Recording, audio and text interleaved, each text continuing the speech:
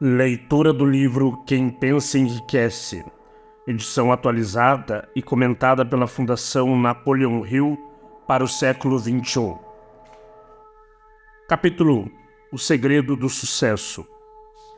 Em todos os capítulos desse livro é mencionado o segredo para ganhar dinheiro que fez a fortuna de homens excepcionalmente ricos que analisei durante um longo período de anos. Quem primeiro chamou minha atenção para o segredo foi Andrew Carnegie. O sábio e adorável velho escocês o jogou em minha cabeça de um jeito descuidado quando eu era pouco mais de um menino. Depois sentou-se em sua cadeira e, com um brilho alegre nos olhos, observou com atenção para ver se eu tinha inteligência suficiente para entender o pleno significado do que ele havia me dito. Quando viu que eu tinha aprendido a ideia, ele perguntou se eu estava disposto a passar 20 anos ou mais me preparando para levar ao mundo para os homens e mulheres que, sem o segredo, poderiam seguir pela vida como fracassados. Eu respondi que sim, e com a cooperação de Carnegie, cumpri minha promessa. Comentário. Em 1908, durante um período particularmente difícil da economia dos Estados Unidos, sem dinheiro e sem emprego, Napoleon Hill conseguiu um trabalho de redator na Bob Taylor's Magazine. Ele foi contratado para escrever as histórias de sucesso de homens famosos. Embora o trabalho não pagasse muito, ofereceu a Hill a oportunidade de conhecer os gigantes da indústria e do comércio e traçar seus perfis. O primeiro deles foi o criador da indústria do aço nos Estados Unidos, o multimilionário Andrew Carnegie, que se tornaria mentor de Hill. Carnegie ficou tão impressionado com a mente perceptiva de Hill que, depois da entrevista de 3 horas, o convidou para passar o fim de semana em sua propriedade, para que pudessem continuar a discussão. Durante os 2 dias seguintes, Carnegie disse a Hill que acreditava que qualquer pessoa podia alcançar a grandeza se entendesse a filosofia do sucesso e os passos necessários para alcançá-lo. É uma pena, disse ele, que cada nova geração deva encontrar o caminho para o sucesso por tentativa e erro, quando os princípios são realmente bem definidos. Carnegie explicou sua teoria de que esse conhecimento poderia ser adquirido entrevistando aqueles que haviam alcançado grandeza e depois compilando as informações e a pesquisa em um conjunto compreensível de princípios. Ele acreditava que seriam necessários pelo menos 20 anos e que o resultado seria a primeira filosofia de realização individual do mundo. Ele propôs o desafio a Hill e se dispôs a fazer as apresentações e pagar as despesas de viagem. Hill levou 29 segundos para aceitar a proposta de Carnegie. Mais tarde, Carnegie disse a ele que se tivesse demorado mais de 60 segundos para tomar a decisão, ele teria retirado a proposta. Porque se um homem não consegue tomar uma decisão prontamente, uma vez de posse de todos os fatos necessários, não se pode esperar que cumpra qualquer decisão que tomar. Foi graças à dedicação inabalável de Hill que este livro foi escrito um dia. Para ter informações detalhadas sobre a vida de Hill, leia ou ouça o audiolivro de A Lifetime of Riches, The Biography of Napoleon Hill, de Michael Rich Jr. e Keith Landers. Michael Rich trabalhou como assistente de Hill por 10 anos e foi o primeiro funcionário da Fundação Napoleon Hill, onde atuou como diretor executivo, secretário e tesoureiro. O material neste livro provém de seus conhecimentos pessoais sobre Hill e da biografia não publicada de Hill. Este livro contém o segredo de Carnegie, um segredo testado por milhares, agora milhões, de pessoas de quase todas as condições de vida. Foi ideia de Carnegie que a fórmula mágica que deu a ele estupenda fortuna fosse colocada ao alcance de pessoas que não têm tempo para investigar como outros ganharam dinheiro. A esperança dele era que eu testasse e demonstrasse a solidez da fórmula por intermédio da experiência de homens e mulheres de todas as vocações. Ele acreditava que a fórmula deveria ser ensinada em todas as escolas públicas e faculdades. Dizia que, se fosse ensinada de maneira apropriada, revolucionaria todo o sistema educacional, e o tempo passado na escola poderia ser reduzido a menos da metade. No capítulo 4, sobre fé, você vai ler a surpreendente história da organização da gigante United States Steel Corporation. Ela foi concebida e realizada por um dos jovens, por intermédio dos quais Carnegie provou que sua fórmula funciona para todos que estão preparados para ela. Essa única aplicação do segredo por Charles Schwab rendeu a ele uma imensa fortuna em dinheiro e oportunidade. Em uma estimativa rápida, essa aplicação particular da fórmula rendeu 600 milhões de dólares. Esses fatos dão uma boa ideia de que ler este livro pode trazer a você desde que saiba o que quer. Comentário. De acordo com um método de cálculo que considera apenas a inflação, seriam necessários aproximadamente 20 dólares em 2001 para comprar o que $1 compraria em 1901. Porém, encontrar um valor equivalente a 600 milhões de dólares não é tão simples quanto multiplicar essa quantia pelo aumento de custo de vida.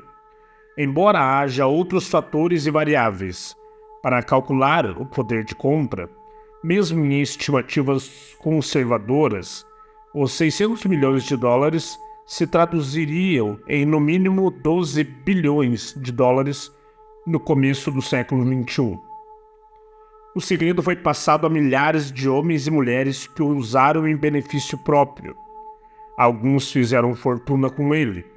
Outros o utilizaram com sucesso para criar harmonia em casa. Um clérigo usou o segredo com tanta eficácia e eficiência que assegurou um rendimento de mais de 75 mil dólares ao ano, aproximadamente 1,5 milhões em termos contemporâneos. Arthur Nash, um alfaiate de Cincinnati, usou seu negócio à beira da falência como cobaia para testar a fórmula. O negócio ganhou vida e rendeu uma fortuna para os proprietários. O experimento foi tão singular que jornais e revistas deram o equivalente a milhões de dólares em publicidade. O segredo foi passado para Stuart Austin Ware, de Dallas, Texas. Ele estava pronto para isso. Tão pronto que desistiu da sua profissão e estudou direito. Teve sucesso? Você vai ler a resposta no capítulo 6. Conhecimento especializado. Enquanto era gerente de propaganda da Universidade de Extensão La Salle, tive o privilégio de ver Chaplin, presidente da universidade, usar a fórmula com tanta eficiência que fez da La Salle uma das grandes escolas de extensão do país. O segredo é mencionado não menos que uma centena de vezes ao longo deste livro. Não foi diretamente nomeado, porque parece funcionar melhor quando é só deixado à vista, onde aqueles que estão prontos e procurando por ele podem pegá-lo. Por isso, Andrew Carnegie o transmitiu a mim sem dar o seu nome específico. Se você estiver pronto para colocá-lo em uso, vai reconhecer esse segredo ao menos uma vez em cada capítulo, mas não vai encontrar uma explicação de como saber se está pronto. Isso o privaria de boa parte do benefício que se tem ao fazer a descoberta sozinho. Se você já ficou desanimado, se teve dificuldades que lhe roubaram a própria alma, se tentou e fracassou e já foi prejudicado por doença ou aflição física, a história de meu filho sobre a descoberta e o uso da fórmula de Carnegie pode ser o oásis que você esteve procurando no deserto da esperança perdida. Esse segredo foi usado extensivamente pelo presidente Woodrow Wilson durante a Primeira Guerra Mundial e pelo presidente Roosevelt durante a Segunda Guerra Mundial. Foi transmitido a cada soldado no treinamento que atendia e antecedia a ida para o fronte.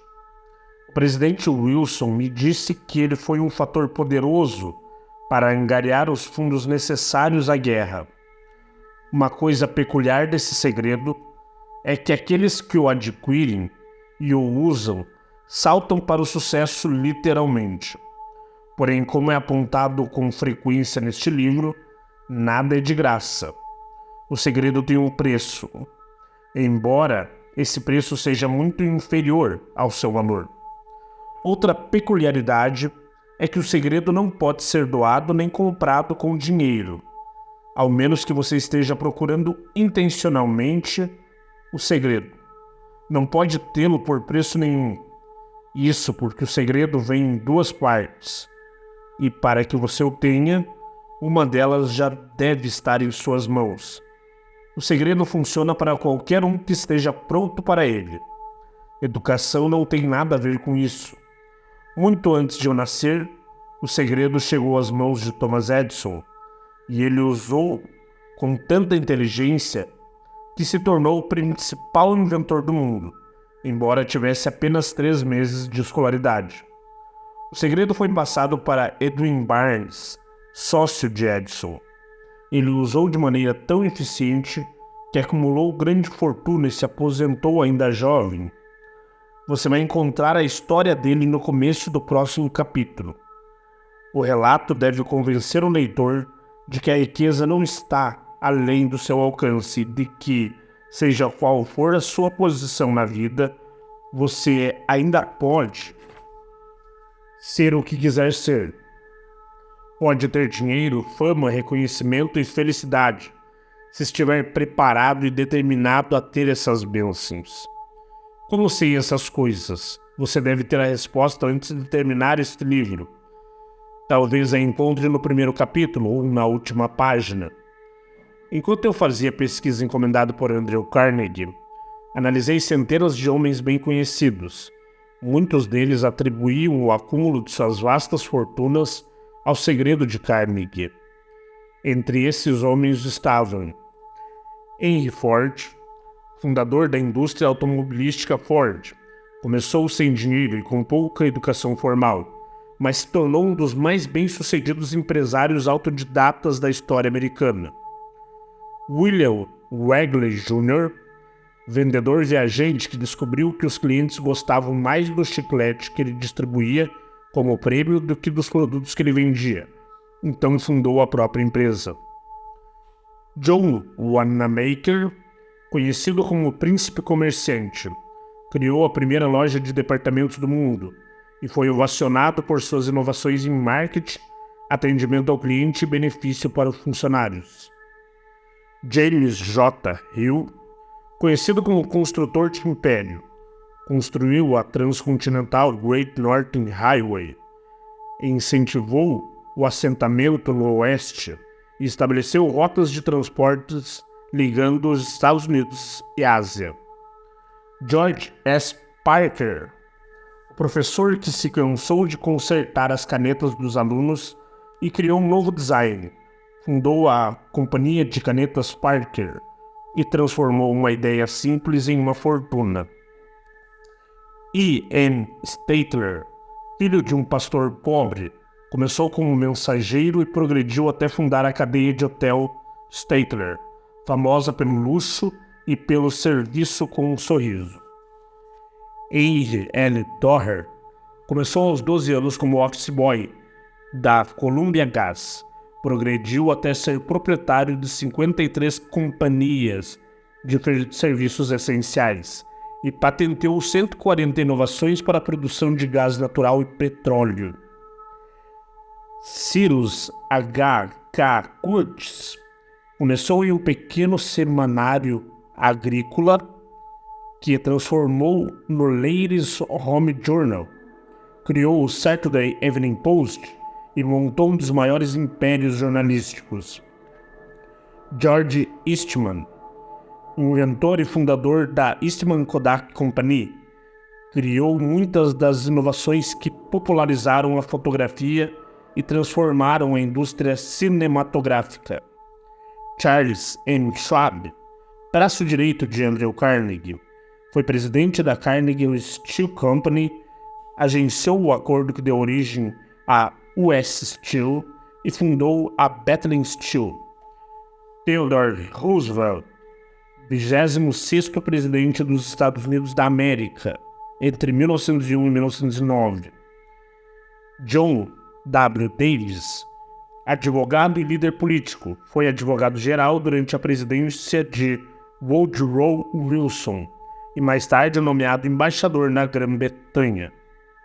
Elder Hubbard, filósofo, editor da revista The Fran e fundador da colônia de artistas Roycrofters, também foi autor de muitos best-sellers, entre eles Mensagem a Garcia. Wilbur Wright, dono de uma loja de bicicletas que com seu irmão Orville tornou-se o primeiro norte-americano a voar em uma aeronave mais pesada que o ar e movida a motor. Eles foram pioneiros da indústria da aviação. William Jane Bryan, editor de jornal, candidato à presidência, secretário de Estado do presidente William McKinley, mas talvez mais conhecido como advogado que defendeu o criacionismo no julgamento de Scopes. David Starr Jordan, educador, cientista e autor de mais de 50 livros, foi o mais jovem presidente de universidades do país na Universidade de Indiana e tornou-se o primeiro presidente da Universidade de Stanford.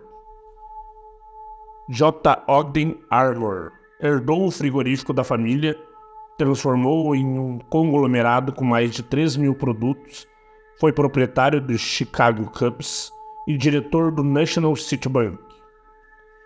Arthur Brisbane, jornalista e colunista publicado em rede, era procurado pelas grandes organizações de notícias e foi mais lido e mais bem pago redator editorial do seu tempo.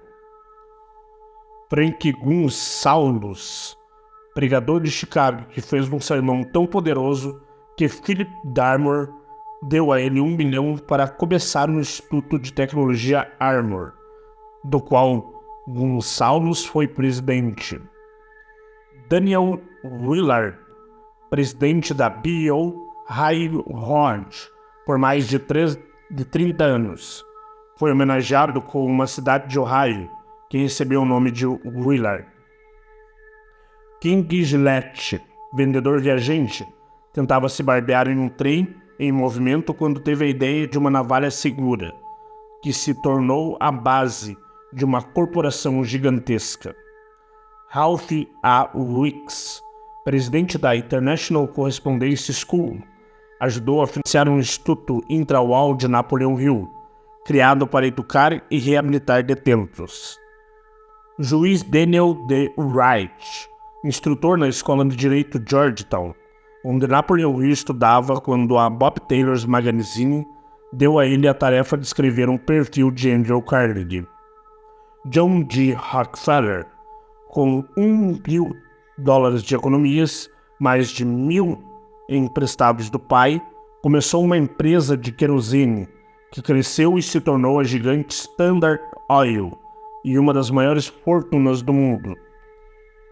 Thomas Edison, inventor e empreendedor, aperfeiçoou a lâmpada elétrica, o fonógrafo, a câmara de filmar e era dono dos direitos de mais de 1.000 invenções patenteadas. Frank A. Vanderlip, garoto pobre que se tornou jornalista, reformador social e milionário, foi presidente do National City Bank, hoje Citibank, e secretário assistente do Tesouro. F. W. Woolworth, atendente no armazém, foi o pioneiro da ideia da venda a preço fixo e do autoatendimento, e mudou para sempre a venda no varejo com sua cadeia de lojas de 5 e 10 centavos. Sir Robert A. Dollar começou com uma pequena escuna comprada para transportar madeira pela costa oeste, construiu a Dollar Steamship Company, a maior frota de navios de luxos a navegar com a bandeira dos Estados Unidos. Edward A. Flynn, fundador de lojas baseadas em Boston, criou métodos revolucionários de distribuição e merchandising e ficou famoso por criar a seção de vendas de produtos com preços rebaixados. Edward Barnes, único sócio que Thomas Edison teve, pegou a máquina falha de ditado de Edison, a Edphone, e a vendeu com tanto sucesso que ela se tornou um acessório nos escritórios e fez dele um milionário. Arthur Nash, fabricante de roupas em Cincinnati, que usou a empresa falida como cobaia para testar o segredo de Carnegie e alcançou tanto sucesso que os jornais o fizeram famoso como Nash da Regra de Ouro. Clarence Darrow, famoso como advogado, orador e defensor dos oprimidos, talvez mais conhecido como o advogado que defendeu o ensino da teoria da evolução no julgamento de Scopes. Woodrow Wilson, 28º presidente dos Estados Unidos da América, entre 1913 e 1921. William Howard Taft, 26º presidente dos Estados Unidos da América, entre 1909 e 1913. Luther Burbank, horticultor mundialmente famoso, que introduziu mais de 800 novas variedades de vegetais em seu esforço para melhorar a qualidade das plantas e assim aumentar o suprimento de alimentos no mundo. Edward W. Book, embora tivesse apenas 6 anos de escolaridade, aos 20 anos se tornou editor da Ladies' Home Journal, que ajudou a transformar na revista de maior circulação do mundo. Frank A. Munsey, operador de telégrafo que desistiu de lançar a revista Argos, depois apostou sua fortuna em um império jornalístico que incluiu o Washington Times e o New York Herald. Albert H. Gary, presidente da US Steel, na época a maior corporação do mundo, comandou a construção do seu primeiro grande projeto, a usina de aço Gary Works e a cidade de Gary, Indiana. Alexander Graham Bell, mais conhecido como inventor do telefone, também aperfeiçoou aparelhos de gravação, promoveu avanços em aeronaves e foi cofundador da National Geographic Society. John H. Patterson, presidente da National Cash Register, conhecido como um visionário da propaganda e gênio da motivação de sua equipe de vendas, o que fez da NCR a líder em seu ramo. Julius Rosenwald, pequeno fabricante que anteviu o futuro das vendas por catálogo, comprou 25% da Sears, Roebuck e CEO com Richard Sears, transformou-a em um ícone do comércio norte-americano. Stuart Austin Reor, engenheiro civil que Hill conheceu nos campos de petróleo do Texas e que inspirado pelo segredo de Carnegie, foi estudar direito depois dos 40 anos e também se envolveu na publicação da Napoleon Hills Magazine. Frank Crane, conhecido como psicólogo, ensaísta e autor do livro 4-Minute Essays, sobre assuntos como o preço da liberdade, o pragmatismo, o dever do rico e a forma de conservar amigos. J.G. Chaplin, presidente da Universidade de Extensão La Salle, na época em que Napoleon Hill trabalhava no departamento de propaganda e vendas da universidade, onde Hill percebeu pela primeira vez seu talento para motivar pessoas. Jennings Randolph, executivo de companhia aérea, congressista, depois senador pela Virgínia Ocidental, foi grande admirador de Napoleon Hill e quem incentivou Hill a atuar como conselheiro do presidente Franklin Delano Roosevelt. Esses nomes representam uma pequena fração dos norte-americanos famosos, cujas realizações financeiras e de outras naturezas provaram que aqueles que entendem e usam o segredo de Carnegie alcançam elevadas posições na vida. Comentário. Como diz Napoleon Hill, a lista anterior inclui só alguns dos mais de 500 multimilionários e indivíduos extraordinariamente bem-sucedidos que ele entrevistou antes de escrever este livro. Não inclui a lista igualmente impressionante de pessoas que entraram em contato com ele depois da publicação, nem inclui o nome daqueles que não tiveram a oportunidade de conhecer Napoleão Hill pessoalmente, mas atribuem a seu sucesso a leitura deste livro. Dizem que com esta obra Napoleão Hill fez mais milionários que qualquer outra pessoa na história. Também é possível dizer que Napoleão Hill inspirou mais especialistas em motivação que qualquer outro homem na história. É praticamente impossível encontrar um orador motivacional que não tenha bebido do trabalho de Hill. Sua influência pode ser vista nas obras de seus primeiros colegas, Dale Carnegie e Norman Vincent Peale. Mais tarde, autores e oradores de sucesso como W. Clement Stone, O.G. Mandino e Will Nightingale trabalharam diretamente com Napoleão Hill ou com a Fundação Napoleão Hill. Ecos dos princípios de Hill também podem ser encontrados nos livros de indivíduos tão distintos quanto Wilde, famosos Amos, Mary Kay Ash, Ken Blanchard, Adelaide Bry, Jack Canfield, Mark Victor Hanks, autores de Chicken Soup of the Soul, Deb Fields, Shakti Wayne, John Gray, Susan Jeffers, Bruce Jenner, Charlie Tremendous Jones, Tommy Lasorda, Art Linkletter, John Luden, Maxwell Maltz, James Hadfield, Bernie Siegel, José Silvia, Brian Tracy, Lillian Vernon e Dennis White. Stephen Covey, autor de Os 7 Hábitos das Pessoas Altamente Eficazes, tem falado frequentemente sobre a influência de Napoleão Hill. Anthony Robbins, indiscutivelmente o mais bem-sucedido autor e orador motivacional do começo do século XXI, reconheceu Napoleão Hill como um herói pessoal. Jamais conheci alguém que tenha sido inspirado a usar o segredo de Carnegie e não tenha alcançado sucesso notável.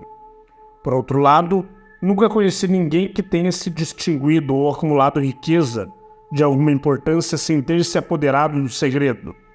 A partir desses dois fatos, cheguei à conclusão de que o segredo é mais importante para a autodeterminação que qualquer coisa que você receba por intermédio do que é popularmente conhecido como educação. Em algum lugar durante a leitura, o segredo vai saltar da página e colocar atrevido na sua frente, se você estiver preparado para ele. Quando ele aparecer, você vai reconhecê-lo. Não importa o sinal, aparece no primeiro ou no último capítulo. Pare por um momento quando ele se apresentar e anote a hora e o lugar. Você vai querer lembrar, porque esse momento vai marcar o ponto de transformação mais importante da sua vida. Lembre-se também, enquanto lê o livro, de que ele lida com fatos, não com ficção. O objetivo é transmitir uma grande verdade universal, pela qual você, se estiver pronto, pode aprender o que fazer e como fazer. Você também vai receber o estímulo necessário para começar. Como uma palavra final de preparação, posso dar uma rápida sugestão do que pode servir de dica sobre como o segredo de Carnegie pode ser reconhecido. É o seguinte: realização e todas as riquezas conquistadas tiveram seu princípio em uma ideia. Se você está pronto para o segredo, já tem metade dele. Portanto, vai reconhecer a outra metade no momento em que ele aparecer. Comentário: diferentemente de boa parte da literatura motivacional e de negócios disponível, a intenção deste livro não é fazer o leitor pular de capítulo em capítulo captando um conceito aqui e uma ideia ali para resolver o problema do momento. Este livro é escrito como um todo cuidadosamente integrado, para ser lido inteiro, do começo ao fim. Conceitos introduzidos em um capítulo recorrem a outros, e seu significado e sua importância se baseiam na ideia de o leitor já ter assimilado o conhecimento anterior. Os capítulos são projetados para se basear uns nos outros, de forma que cada palavra tem que ser lida, cada ideia tem que ser considerada e cada conceito tem que ser compreendido e absorvido. Quem pensa enriquece é chamado frequentemente de primeira filosofia da realização pessoal. E uma filosofia é mais que uma coleção de soluções para problemas nos negócios. Uma filosofia é um sistema de princípios que agem e guiam em seus pensamentos e ações e fornecem um código de ética e um padrão de valores. Este livro não vai apenas mudar o que você pensa, mas vai mudar literalmente o seu jeito de pensar. Durante a preparação desta nova edição atualizada, cada aspecto foi analisado para garantir a sua relevância para o atual clima empresarial, nos casos em que o material pudesse ser considerado datado ou em desacordo com as práticas contemporâneas. O texto original foi atualizado ou ampliado com material novo e relevante. Uma característica da edição original é que em todos os capítulos Napoleão Hill cita exemplos da vida real, com base no conhecimento pessoal dos mais bem-sucedidos multimilionários que enriqueceram com o esforço próprio nos Estados Unidos. Nesta edição, cada história de Hill foi preservada, e os editores acrescentaram exemplos contemporâneos e paralelos modernos que demonstram claramente que os princípios de Hill são atuais até hoje e ainda orientam aqueles que alcançaram o sucesso. Além de exemplos contemporâneos nos casos em que os editores sentiram que seria interessante para o leitor, foram incluídas anotações que fornecem informação relevante sobre acontecimentos mais recentes. Onde era viável, também foram sugeridos livros e outros materiais que complementam vários aspectos da filosofia de Napoleão Hill. De um ponto de vista mais técnico, os editores abordaram o texto escrito como teriam feito com o de um autor vivo, quando encontraram o que os gramáticos modernos considerariam frases ultrapassadas, pontuação desatualizada ou outros problemas de forma, optaram pelo uso da regra contemporânea. Os leitores familiarizados com edições anteriores notarão que a numeração dos capítulos foi modificada nesta edição. Originalmente, Quem Pensa Enriquece começava com um capítulo não numerado, uma palavra do autor. Nesta edição, este texto aparece como capítulo 1 e foi nomeado para O Segredo do Sucesso. Os capítulos seguintes foram renumerados sequencialmente e continuam em sua ordem original. O capítulo antes chamado de Mistério da Transmutação do Sexo foi rebatizado como Sexualidade, Carisma e Criatividade, e o texto foi reestruturado e anotado para refletir o papel das mulheres na sociedade contemporânea. Todos os comentários editoriais são claramente destacados com fonte diferente da do texto original. Mensagem final do capítulo: Pobreza e riqueza são filhas do pensamento.